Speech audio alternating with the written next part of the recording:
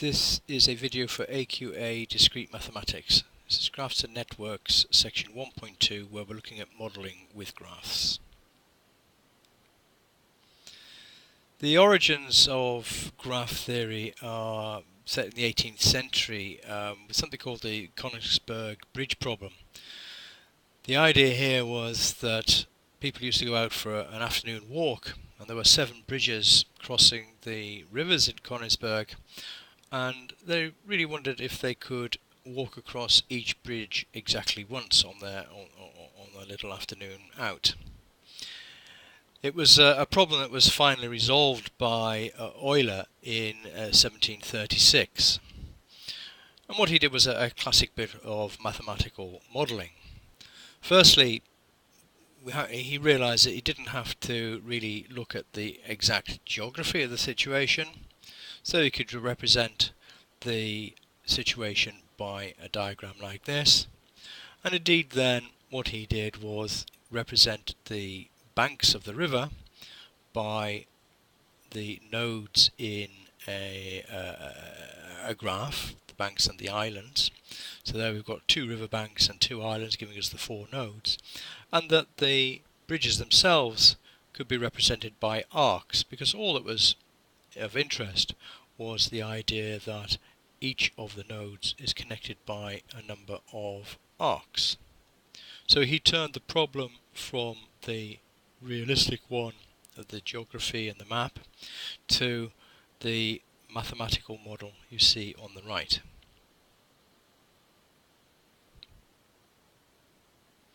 Now here are some similar diagrams, some similar graphs with nodes and arcs joining the nodes, and what I'd like you to do is just sort of pause for a little while and just see if you can draw any of these without taking the pen off the paper.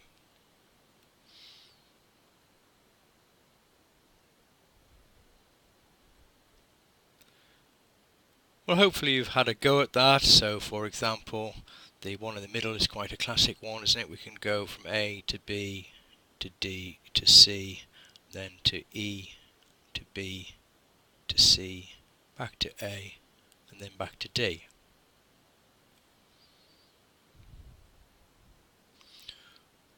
If we look at the first one, if we go from A to B to D to C, and then we either go to B or to A, but whichever we do, we're blocked because we have to go over a line again.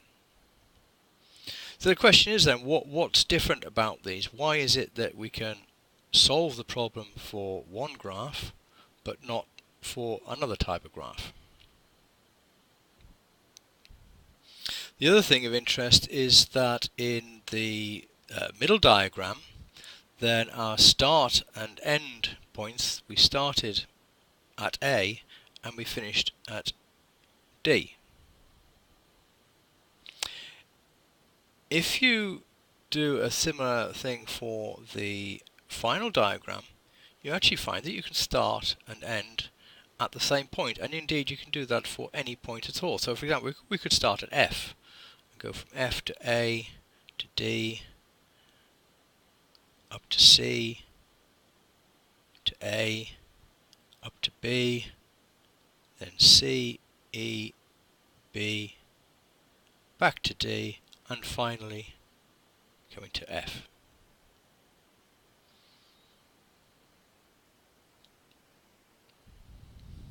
Now, 2 types here then, well 3 types I suppose. One that can't be solved, one where the solution is possible but we have to start and end at different points, and then another one where the solution is possible starting and ending at the same point, and indeed any point at all. Now, these different types are known as a Eulerian graph. That's one where the trail can use a start and end point and starting and ending at the same point, or a semi-Eulerian graph where we can solve it but we start and end at different vertices. They're so called because Euler realized that the Eulerian graph needs to have no odd nodes. So if they're all even nodes, then it is possible to start and end at any point. But if we have odd nodes, then we get a semi-Eulerian graph as long as there are exactly 2 odd nodes.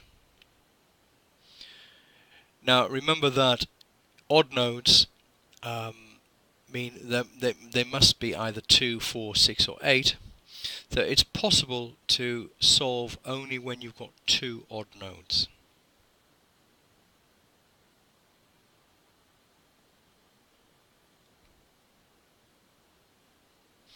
Well, another classic type of problem where graph theory can be useful is one where we're trying to match items together, 2 sets.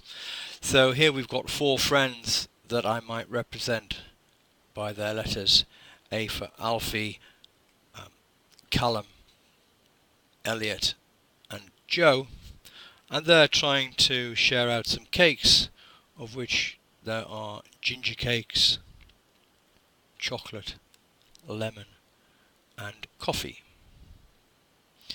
So we've got our information. It says Alfie would like ginger or chocolate cake, so we can represent that simply by drawing a line joining Alfie to ginger or Alfie to chocolate. Callum, it likes lemon or ginger, so Callum will be here down to lemon, up to the top ginger. Elliot, lemon or coffee, so Elliot there is lemon or coffee. And finally, Joe would like anything other than lemon, so Joe would be connected to all of them apart from lemon. So there are all the possibilities. Now what we want to do is to see, is there a particular match? Well, one possible solution would be for Elliot to have lemon. If Elliot has lemon, then we can see therefore that Callum would have to have ginger, and that means that Alfie would have to have the chocolate cake, and that leaves Joe with coffee. So let me just highlight those.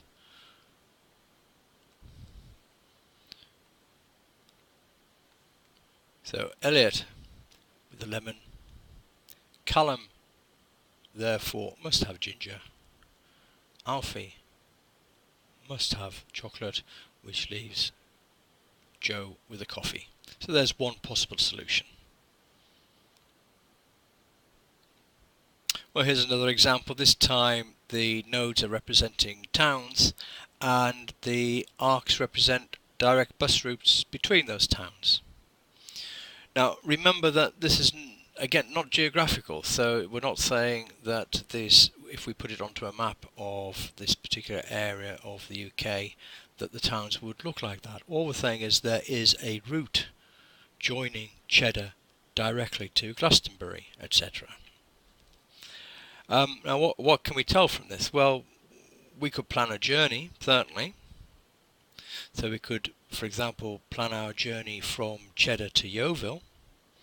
And we could say, well, to get from Cheddar to Yeovil, we could go Cheddar, Glastonbury to Yeovil. Or perhaps you could go from Cheddar to Wells to Street and then to Yeovil. What we can't tell is what the prices are. There's no information on here to tell us about cost. There's no information to tell us about how long the journeys would take. So if we needed to do something like that, we'd have to put some numbers onto the arcs, which represent that. So now we've done that, we've added some weight to each arc, and this is what we call a weighted graph or network. Now these numbers on here might represent all sorts of different things.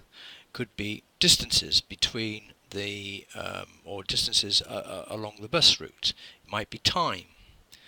It might be cost of those bus routes. So the actual information would be given in context, and then we can ask certain questions. So let's take this is actually our time of travel for each of these routes. then we can say, well, how long would it take us to travel from Cheddar to Yeovil? What's our shortest time? Or maybe you want to know what's the longest path. You might want to know, is it possible to go along every single bus route and get back to Cheddar so that we visited all of the different routes? Or we might ask, is it possible not to go along every single route, but is it possible to just visit each of the towns and get us back to Cheddar, maybe by visiting each of those towns only once? So all sorts of different questions that might be possible with these networks.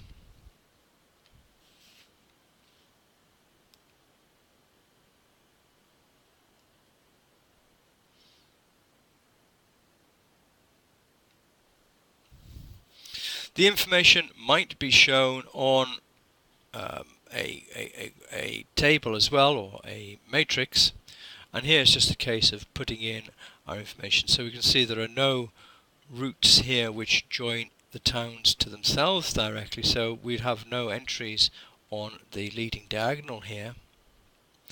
And then we can see that from C to G would be 35. There's no direct route from, I beg your pardon, from C to Yeovil, from Cheddar to Yeovil there's no direct route, but to Street it's 41 and to Wells is 24. So there'd literally be no entry there. And so we can fill in the rest of that table. So the numbers there indicate whatever it is in context, the weights are representing, and if there's no arc it's simply a dash. It's not going to be indicated by a 0, for example.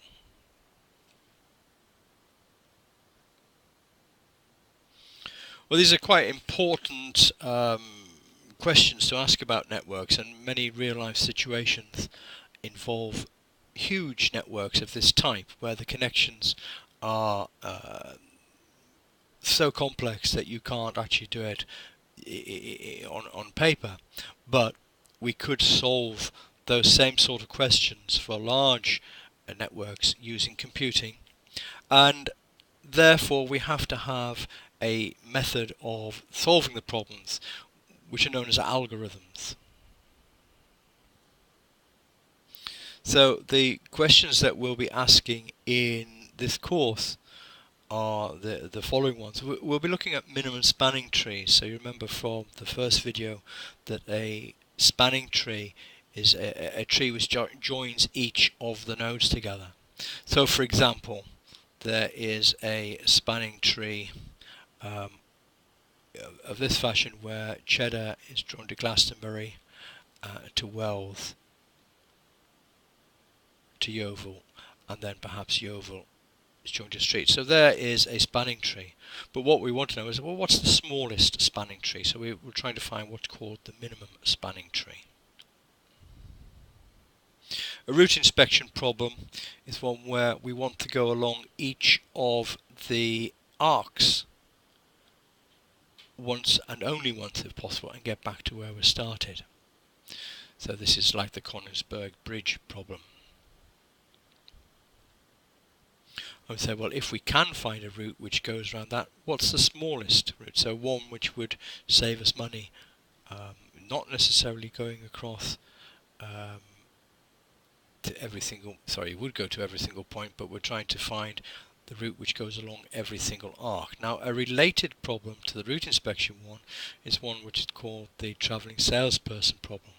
This time you don't have to go along every single route joining each of the nodes, but you do have to visit each node, not necessarily going along every single road or route.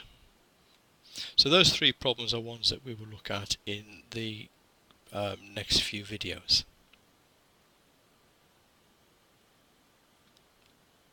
Well, that's the end of the introduction to modelling, and in the next sections we'll be looking at one of those problems. In the next 3 videos, all of these will be considering the minimum spanning tree problem.